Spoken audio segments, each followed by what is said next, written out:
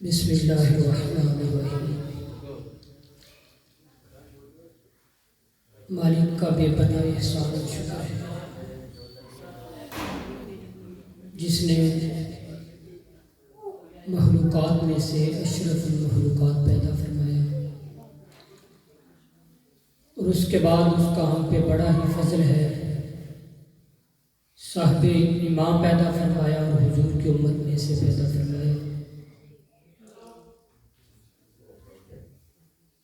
خراج تحسین کے مستحق تو میری ملت کے یہ نوجوان ہیں، توجہ کریں میری طرف، جنہوں نے دن رات ایک کر کے یہ محفل سجائی، اور حضرت علامہ قاری قمر شہزاد صاحب ہیں، میں اور چند لوگ جو آپ بیٹھے ہیں، ہم تو ابھی آئے ہیں اور چلے جانا ہے، انہوں نے بعد میں بھی اپنی ڈیوٹی سارے انجام دینی ہے، یہی سلوک کے مستحق ہیں۔ آپ نے ذوق کے ساتھ سننا ہے، اتنی طوالت والی یہ محفل نہیں ہے۔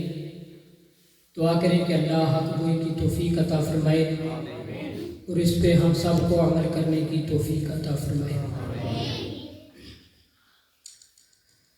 الحمدللہ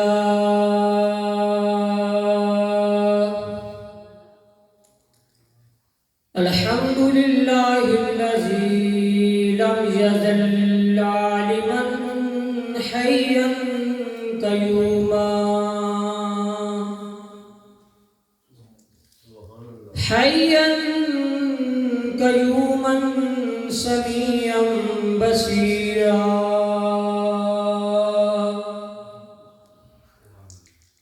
اما بعد فاعوذ باللہ من الشیطان الرجیم، بسم اللہ الرحمن الرحیم۔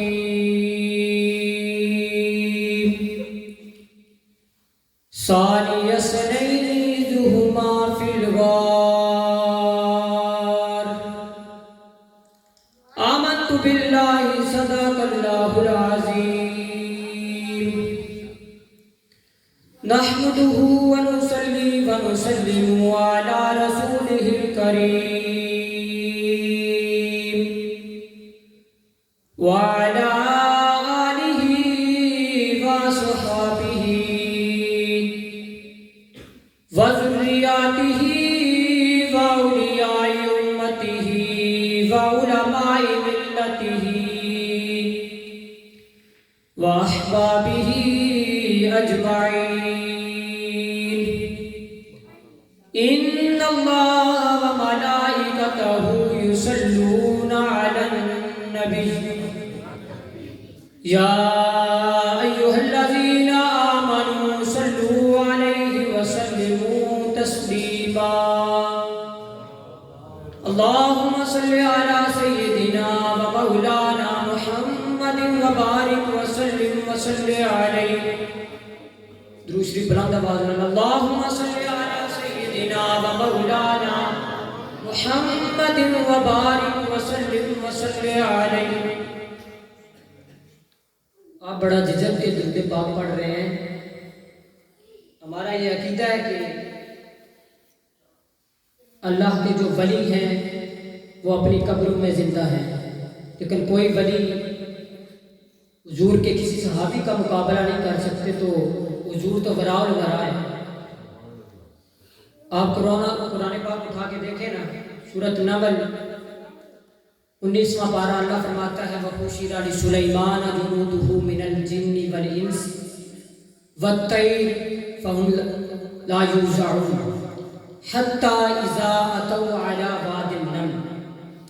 اللہ حضرت سلیمان علیہ السلام کا یہ واقعہ بیان کر رہا ہے کہ جب آپ کا لشکر جنوں، انسانوں اور پرندوں کا وادی نمل کے قریب پہنچا، ابھی 3 میل دور تھا چیونٹیوں کی آبادی سے، تو ایک چیونٹی کہتی ہے کہ حتی اذا اتوا علی واد النمل قالت نملۃ یا ایھا النمل ادخلوا، اے چیونٹیوں اپنی بلو میں سوراخوں میں داخل ہو کہیں بے خبری میں آپ کا لشکر اپنے پاؤں تلے ہمیں کچل نہ دے۔ یہ چیونٹی بھی جانتی ہے کہ اللہ کا نبی ایک عادل ہوتا ہے، وہ کسی کو تکلیف نہیں پہنچاتا۔ یہ طلباء بیٹھے ہیں جن کا تعلق سائنس سے ہے، جو چیونٹی ہے اس کی زبان نہیں ہے، صرف آگے دو ریشے ہیں بالوں کی طرح، وہ جب آپس میں مس ہوتے ہیں تو ایک آواز پیدا ہوتی ہے۔ اللہ کے نبی نے 3 میل دور کھڑے ہو کے وہ آواز سنی ہے۔ میں اس نبی کا ذکر کر رہا ہوں۔ امام شامی رحمۃ اللہ علیہ تعالی آپ فرماتے ہیں کہ اللہ کے 70,000 انبیاء نے اپنے ڈیرے چھوڑ کر مدینے میں ڈیرے لگائے، محض اس وجہ سے ان کو پتا تھا کہ ہم تو قبروں میں چلے جائیں گے لیکن اللہ کا ایک محبوب آئے گا۔ حضور کی شانوں کا انہیں پتا تھا، وہ کہتے تھے کاش اللہ کے محبوب کے پاؤں ہماری قبروں پہ آ جائے۔ میں تو اس نبی کا ذکر کر رہا ہوں، بلند آواز سے پڑھیں الصلاۃ والسلام علیک یا سیدی یا رسول اللہ۔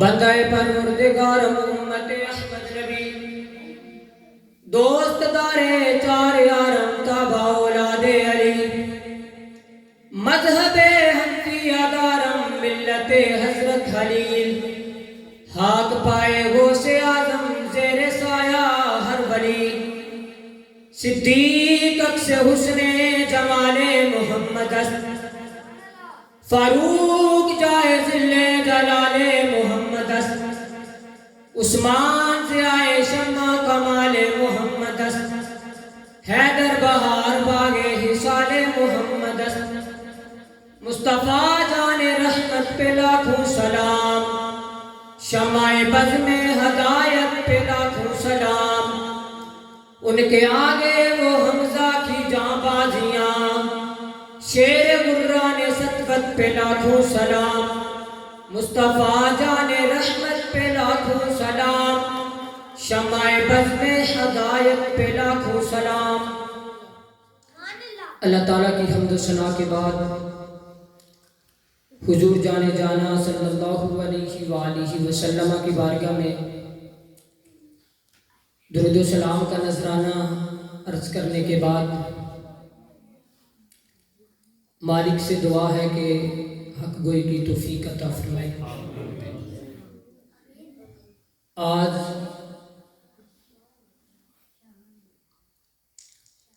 جس ہستی کا میں ذکر کرنے جا رہا ہوں اور جس پرفتن دور میں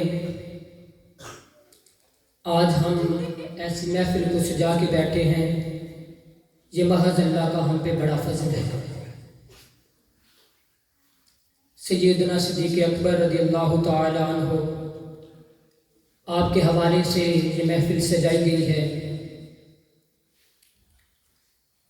سارے حضور کے صحاب، ان کو اللہ نے وہ مقام عطا فرمایا ہے، وہ مرتبہ عطا فرمایا ہے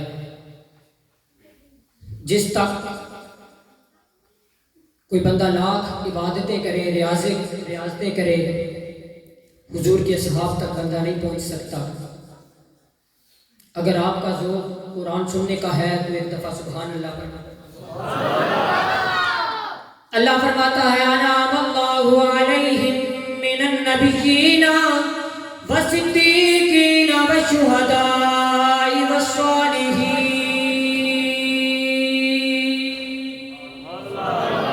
اللہ فرماتا ہے میں نے فضل کیا، اے میرے مالک تو نے کن پہ فضل کیا؟ اللہ فرماتا ہے میں نے اپنے انبیاء پر فضل کیا۔ پھر مولا کن پہ تو نے فضل کیا؟ میرا مالک فرماتا ہے میں نے انبیاء کے بعد صدیقین پہ اپنا فضل کیا۔ اے میرے مولا صدیقین کے بعد تو نے کن پہ اپنا فضل کیا؟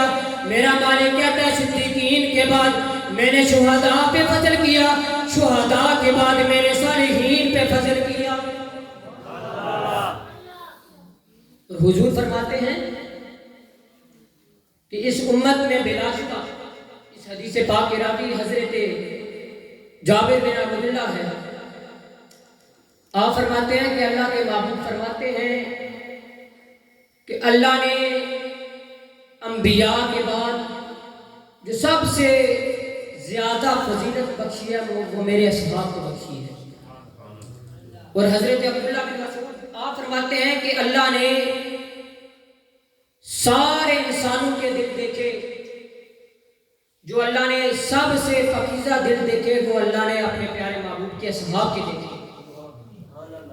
حضور کے سارے اصحاب اہل بیت رفت عظمت کے حامل ہیں، لیکن جو شان میرے مالک نے حضرت سیدنا ابو بکر صدیق کو دی ہے وہ بڑی ہی نرالی ہے۔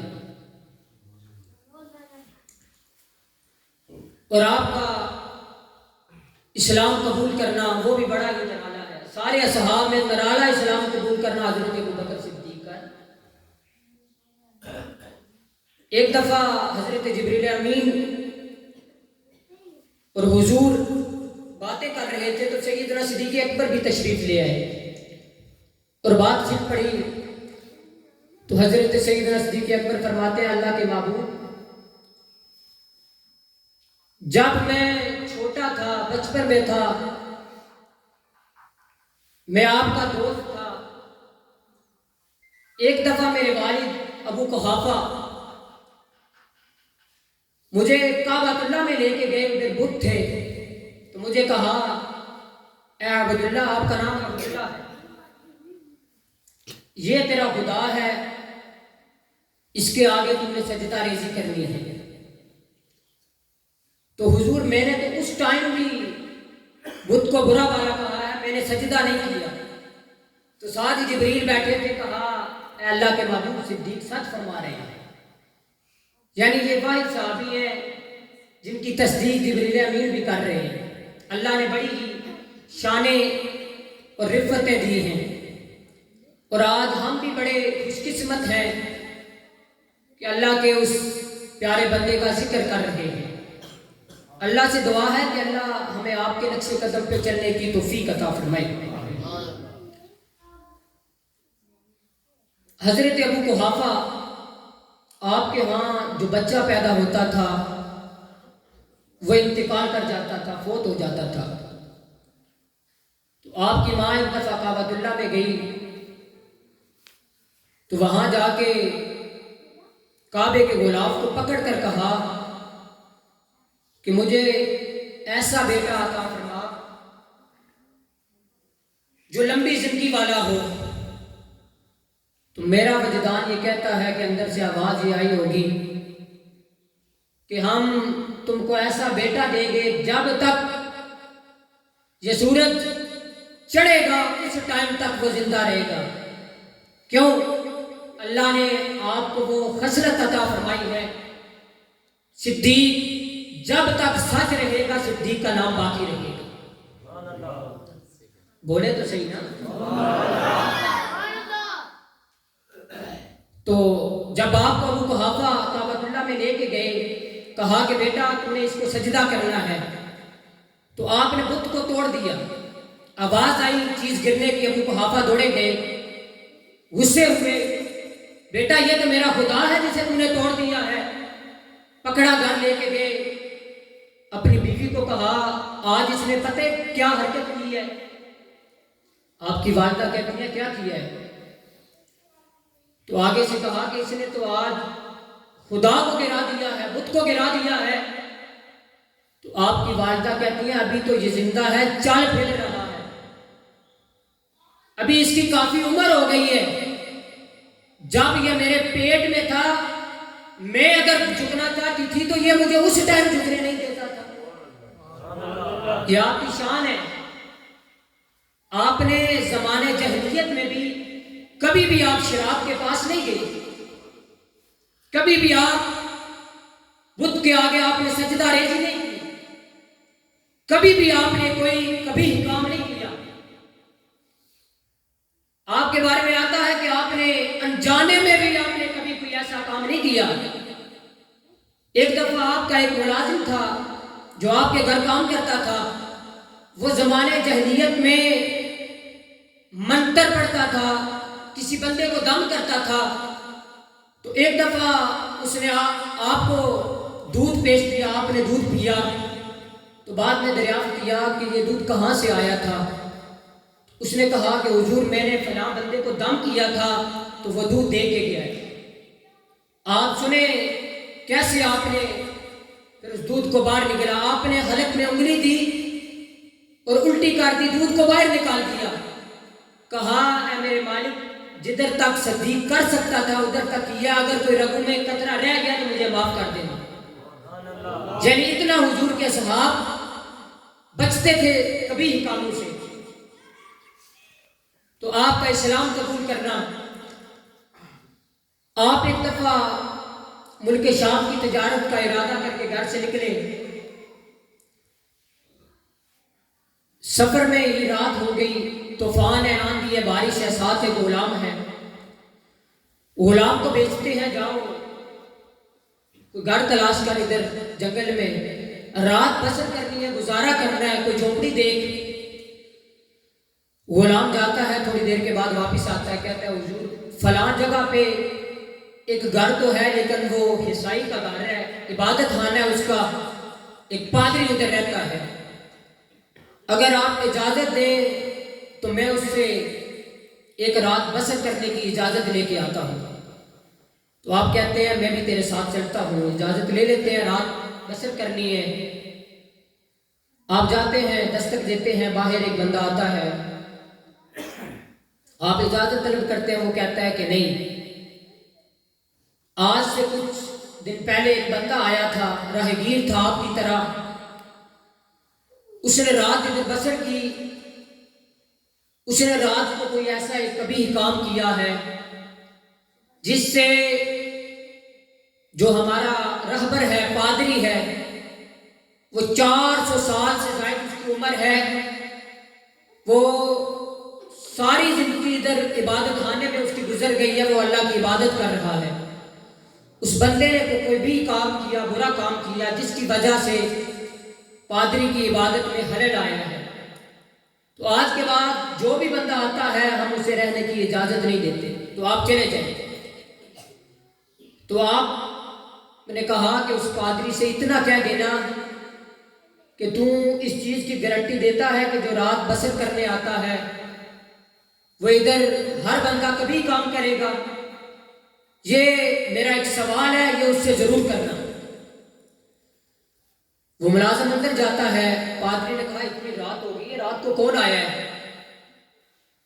اس نے کہا مجھے یہ تو نہیں پتا کون آیا ہے، لیکن وہ ایک سوال چھوڑ کے گیا ہے۔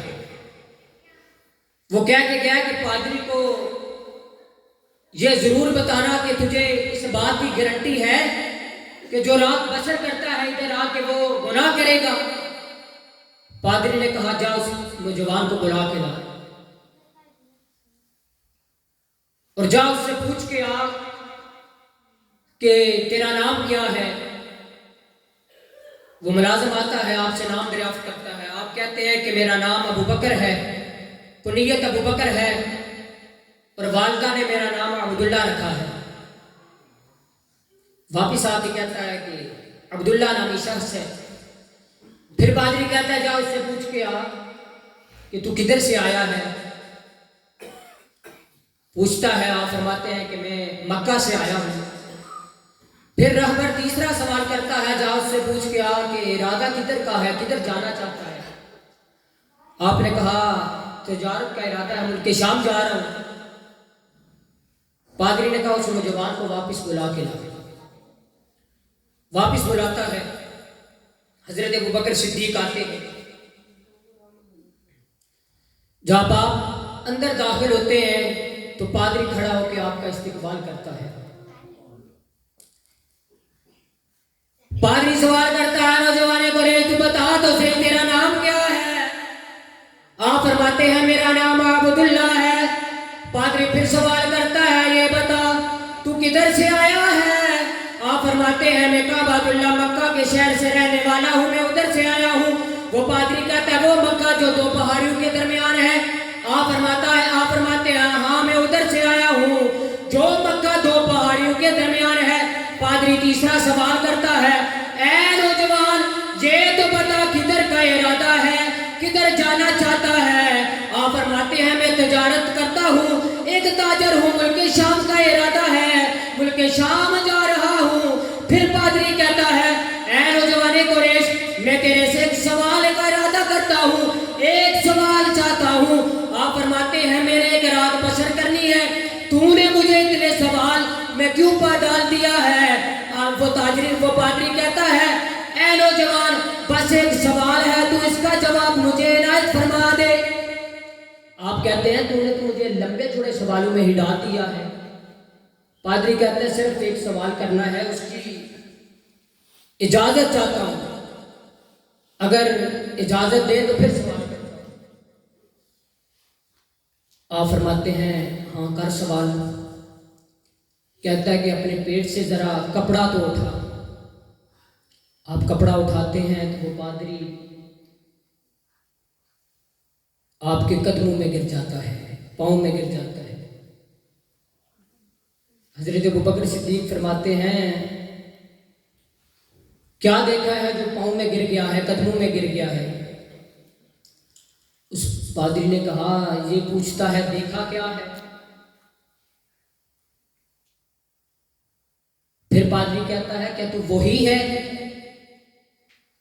آپ کہتے ہیں ایک رات بسر کرنی تھی, گزارا کرنا تھا رات کو, اتنے سوالوں پہ سوال کرتا جا رہا ہے, کون ہوں میں؟ وہ پادری کہتا ہے مجھے اس رب کی قسم جس نے مجھے پیدا کیا ہے, آج تک آسمان سے کوئی کتاب ایسی نازل نہیں ہوئی جس میں اس آخر زمان نبی کے ساتھ تیرا نام نہ ہو, تیرا ذکر نہ ہو. پھر پادری نے سوال کیا یہ تو بتا کیا اس دو پہاڑیوں کے درمیان والے شہر میں کوئی اللہ کا محبوب آ گیا ہے, محمد نامی کوئی شخص آ گیا ہے؟ آپ نے فرمایا ہاں وہ آ گیا ہے. حضرت ابوبکر صدیق کو اللہ نے وہ شان عطا فرمائی ہے. پادری کہتا ہے کہ جس جگہ پہ اللہ نے اپنے محبوب کا ذکر کیا ہے وہاں صدیق ساتھ تیرا بھی ذکر کیا ہے. ٹائم بڑا کم ہے, آخری بات. جب سیدنا صدیق اکبر اللہ کے محبوب کو لے کے غار ثور پہ گئے, سارے سوراخ جب بند کر دیے, ایک سوراخ جب باقی رہ گیا تو اس پہ اپنی ایڑی رکھی. وہ جو سانپ حضرت عیسیٰ علیہ السلام جب اللہ کے محبوب کا ذکر کر رہے تھے کہ وہ آخر زمان ابھی آئے گا, اس کی یہ شانیں ہیں, یہ شانیں ہیں, تو اس نے مالک سے دعا کی کہ اے مالک میں نے اس آخر زمان ابھی کی زیارت کرنی ہے. تو وہ اس سوراخ میں تھا جس سوراخ پہ آپ نے ایڑی رکھی. جب اس نے ڈنسا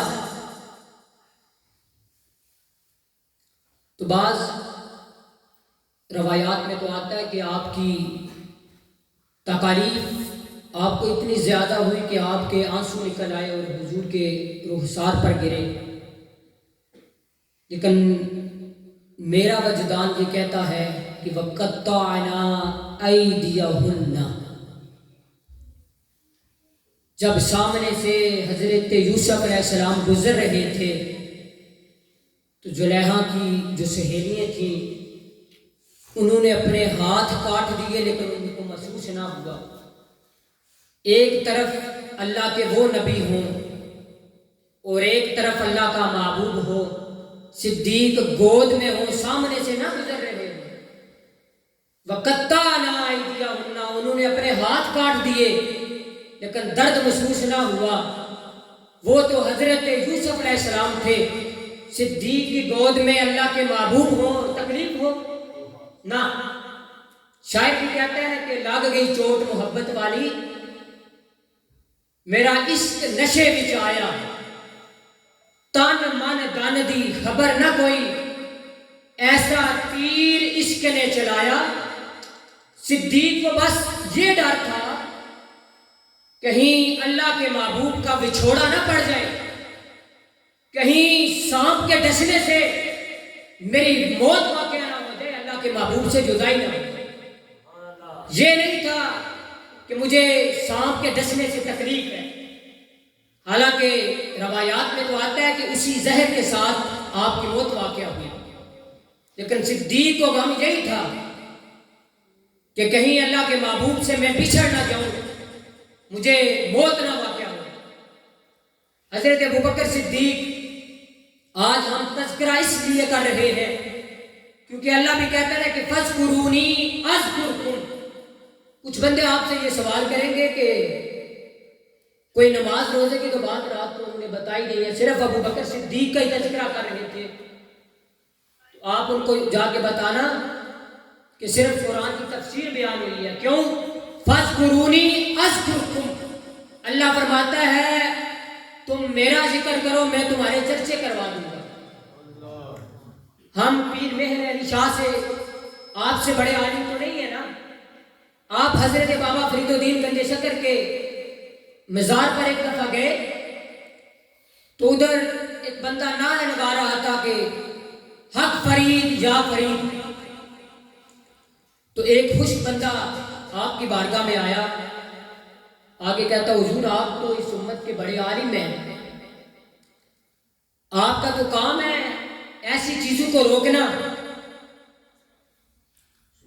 تو آپ نے ارشاد فرمایا میں تو قرآن کو سچ ہوتا ہوا دیکھ رہا ہوں۔ تو اس بندے نے کہا مجھے تو آپ نے تعجب میں ڈال دیا ہے، قرآن کیسے سچ ہو رہا ہے، یہ تو نعرے لگا رہا ہے حق فرید یا فرید، تو ادھر قرآن کیا سچ ہو رہا ہے؟ تو آپ نے فرمایا یہ نہیں تم نے پڑھا کہ فَاذْكُرُونِي أَذْكُرْكُمْ، اللہ فرماتا ہے تم میرا ذکر کرو میں تمہارے چرچے کرا دوں گا۔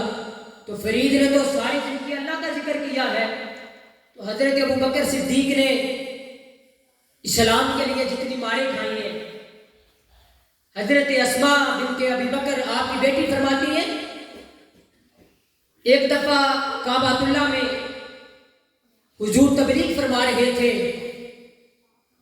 تو کفار نے آپ کو گھیر لیا،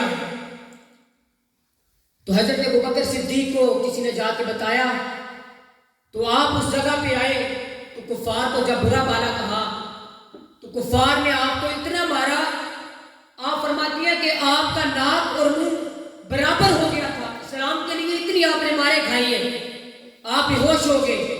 تو آپ کے رشتہ داروں نے کعبۃ اللہ میں یہ اعلان کیا کہ اگر آج ابوبکر کا انتقال ہو گیا تو ہم ان کے بدلے عتبہ بن ربیعہ کو قتل کریں گے، ہم ان سے بدلہ لیں گے۔ یہ حالت ہو گئی تھی آپ کی اسلام کی حالت، اتنی ماریں کھائی۔ تو آپ فرماتی ہے کہ جب سیدنا صدیق اکبر بے ہوش ہو گئے تو جب ہوش آیا یہ نہیں کہا کہ میرا کیا بنے گا، جبڑا ٹوٹ گیا ہے، ناک اور رخسار برابر ہو گئے ہیں۔ جب ہوش آئی تو سارے رشتہ دار کہتے تھے کہ اب یہ اللہ کے محبوب کو چھوڑ دیں گے، اب حضور کا نام اپنی زبان پہ نہیں لے کر آئیں گے۔ جب آپ کو ہوش آئی تو پہلے الفاظ کیا تھے؟ آپ نے فرمایا یہ تو بتاؤ اللہ کے محبوب کا کیا حال ہے اور میرے یار کا کیا حال ہے۔ آپ کے یہ الفاظ پہلے الفاظ تھے، تو رشتہ داروں نے چھوڑ دیا، کہا عبداللہ جس کے لیے تم نے وہ اتنی ماریں کھائی ہیں، ہم نے تو یہ سوچا تھا کہ اب ابوبکر ان کا نام نہیں لے گا۔ تو آپ نے فرمایا میری جان تو چلی جائے، ایسی اگر اللہ لاکھ جانیں بھی عطا کرے تو صدیق ایک ایک کر کے اپنے محبوب پہ بار دے گا۔ اللہ نے بھی پھر وہ شان عطا فرمائی ہے۔ دعا کریں کہ اللہ تبارک تعالیٰ صحیح معنوں میں حضرت سیدنا صدیق اکبر آپ کی آل آپ کے اصحاب کا پیار عطا فرمائے اور آپ کے نقش قدم پر چلنے کی توفیق عطا فرمائے۔ وما علینا